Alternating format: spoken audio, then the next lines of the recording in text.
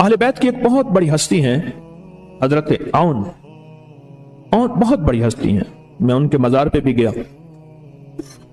ان سے کسی نے پوچھا اگر کوئی آپ کو کہہ دے صبح ہے اور ہو شام، اور آپ بھی کہہ دیں صبح ہو، تو وہ صبح کیسے بن سکتی ہے؟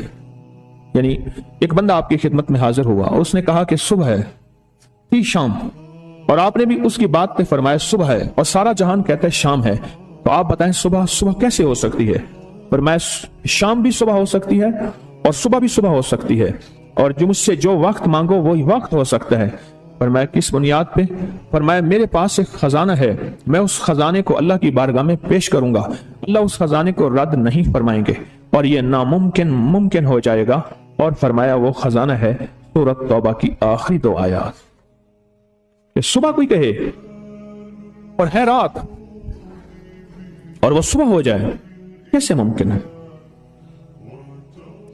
اور فرمایا یہ 100% ممکن ہے. اس آیت کے اندر، دوسرے لفظوں میں اس آیت کے اندر ناممکن کو ممکن کرنے کی تاثیر ہے، ناممکن کو ممکن کرنے کی طاقت ہے، اور ناممکن کو ممکن کرنے کا کمال ہے اس آیت کے اندر. یہ ناممکن ممکن ہو جاتا ہے،